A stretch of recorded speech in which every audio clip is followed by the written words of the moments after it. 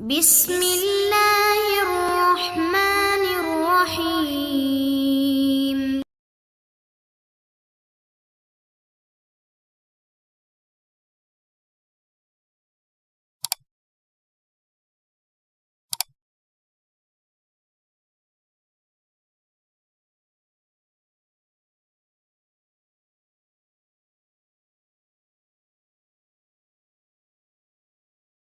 Bismillahirrahmanirrahim.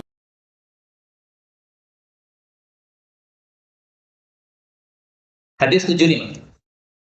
Wa an Sahl bin Sa'd radhiyallahu anhu 'anil Nabi sallallahu alaihi wasallam qala inna sesungguhnya fil jannati di dalam jannah lababan sungguh ada pintu yud'a disebut ar-rayyan. Rayyan itu artinya puas dari dahaga. Untuk siapa ini? Yuda'alahu dipanggil untuk pintu tadi as-shaimun, orang-orang yang ahli puasa. Jadi balasan itu sesuai dengan amalnya. Kita beramal puasa menyebabkan haus, maka balasannya di surga adalah dibikin tidak haus. Maka masuk pada pintu royan. Royan puas dari dahaga, nggak akan haus selama-lamanya. Pintu jannah ada jumlahnya 8, disebutkan dalam hadis-hadis Nabi. Pintu neraka jumlahnya ada 7, disebutkan dalam Quran. Maka ini menunjukkan bahwa Quran dan hadis harus kita pelajari semua. Karena kalau hanya pelajari Quran, tidak mau pelajari hadis, kita nggak akan tahu berapa jumlah pintu surga. Karena di Quran tidak disebutkan adanya pintu neraka tok. Maka semuanya harus dipelajari. Ustadz Ashuri di sini mengajarkan tafsir Quran, maka sekarang kita Jumat sore begini mempelajari hadis Nabi, karena dua-duanya wajib dipelajari, jangan hanya satu saja. Kemudian Nabi mengatakan, "Faman kana," maka barang siapa yang adalah dia minas shaimin, termasuk orang-orang ahli puasa, dakhalahu, dia masuk pada pintu tadi. Wa man dakhalahu, dan siapapun yang masuk padanya, lam yadhma, tidak akan haus abadan selama-lamanya. Hadis ini menunjukkan fadilah orang yang ahli puasa. Pertanyaan, kapan kita disebut shaim atau ahli puasa? Disebut shaim kalau seseorang itu melakukan puasa yang wajib, yaitu puasa Ramadan, dan dia menambah dengan puasa sunnah, itu namanya ahli puasa. Adapun kalau hanya puasa Ramadan saja, tidak bisa disebut ahli puasa. Karena semua umat Islam yang puasa Ramadan. Paling yang tidak puasa Ramadan itu yang Islamnya Islam fasik. Seperti tadi kita lewat ya dari Solo menuju ke Sragen ini, di pinggir-pinggir jalan itu banyak laki-laki dan perempuan yang pakai jilbab, mereka minum es di siang hari Ramadan. Ya kalau untuk perempuannya kita husnudzon saja, paling-paling lagi haid.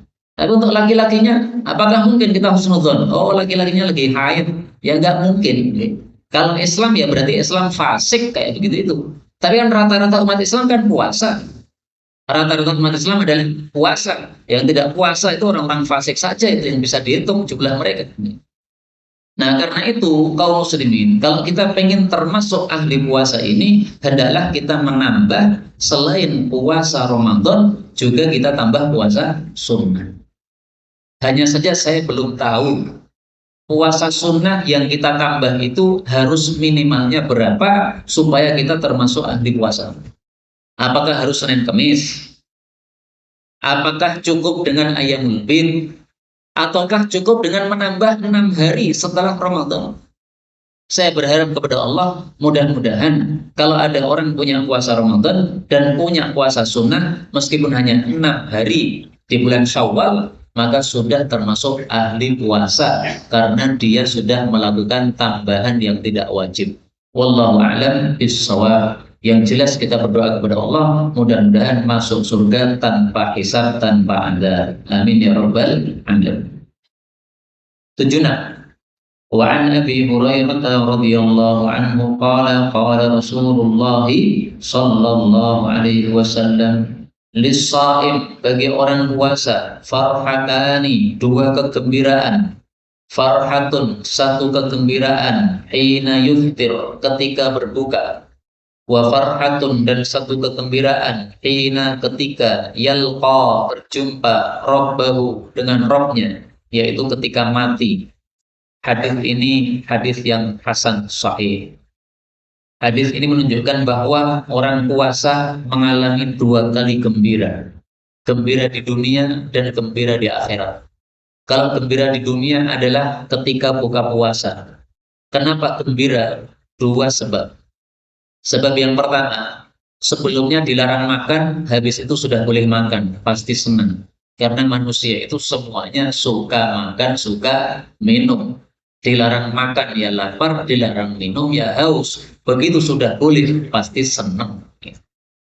Karena itu tidak bisa santri mengatakan, wah ini lauk di pesantren ini tidak sesuai sunnah. Karena santri-santri ketika buka puasa tidak gembira karena lauknya masih tempe cili. Nah, nggak bisa mengatakan begitu. Karena gembiranya ini bukan karena lauknya enak, bukan. Gembiranya karena setelah tidak boleh makan, tiba-tiba sudah boleh makan. Pasti gembira. Mau lauk tempe, mau lauk karak, mau lauk apa melin, belanggreng dengan sakit lauk ini. Tapi kalau terpaksa ya bisa. Nah, mau lauk belanggreng enggak masalah, itu termasuk gembira. Kenapa gembira? Karena sudah boleh makan.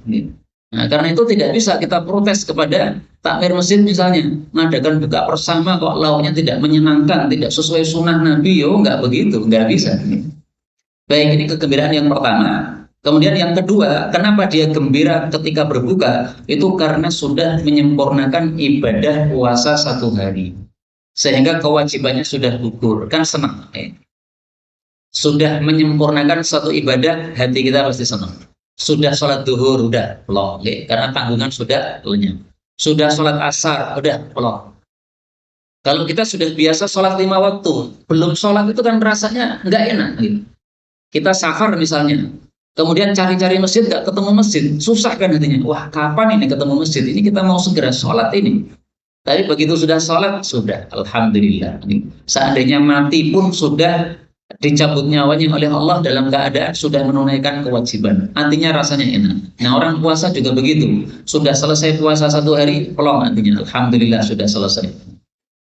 Kemudian yang kedua, gembira ketika berjumpa dengan Allah, yaitu maksudnya karena mendapatkan pahala yang sangat besar gara-gara melakukan puasa tadi. Sudah saya sebutkan dalilnya tadi, orang puasa pahalanya tidak bisa dihitung saking besarnya. Karena itu orang yang suka puasa sunnah ini sangat dihasung untuk melanjutkan terus-menerus karena pahalanya memang sangat istimewa.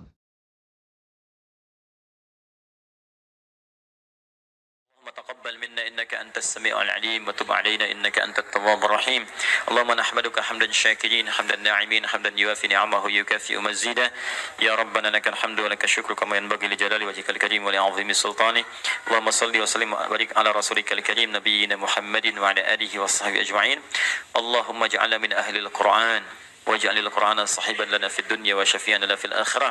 Ya Allah, jadikan kami termasuk ahli Al-Qur'an. Jadikan Al-Qur'an sebagai sahabat kami di dunia, syafaat bagi kami di akhirat.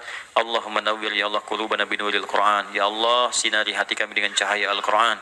Wa nawwir akhlaqana binuril Qur'an. Ya Allah, sinari akhlak kami dengan cahaya Al-Qur'an. Allahumma nawwir hayatana binuril Qur'an, a'ilatana binuril Qur'an, quburana binuril Qur'an. Ya Allah, sinari kehidupan kami dengan cahaya Al-Qur'an. Sinari keluarga kami dengan cahaya Al-Qur'an. Sinari alam kubur kami kelak dengan cahaya Al-Quran. Allahumma ya arhamar rahimin, taqabbal minna jami' amalina salihah.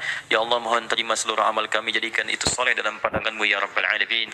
Rabbana yassir lana wa la tu'assir alaina. Ya Allah, mudahkan semua urusan kami, jangan berikan kesulitan pada kehidupan kami. La tada'lana fi maqamina hadha dhanban illa ghafartah. Jika ada pendosa hadir di ta'lim ini, jangan biarkan dia meninggalkan tempat ini ya Allah, kecuali Engkau telah ampuni segala dosanya. Wala hamman illa farajtah. Jika ada yang tengah gelisah, jangan biarkan dia meninggalkan majlis ini kecuali Engkau telah tenangkan keadaan hatinya. Allahumma wala maridan illa syafaitah. Jangan ada ya Allah orang sakit di tempat ini kecuali Engkau sembuhkan penyakitnya. Allahumma ya Allah, Allahumma ya Allah, Rabbana atina fid dunya hasanah wa fil akhirati hasanah wa qina adzabannar. Bifadlika subhana rabbika rabbil izzati amma yasifun. والسلام على المرسلين وآخر دعوانا سبحانك اللهم وبحمدك أشهد أن لا إله إلا أنت نستغفرك ونتوب إليك والحمد لله رب العالمين ثم السلام عليكم ورحمة الله وبركاته.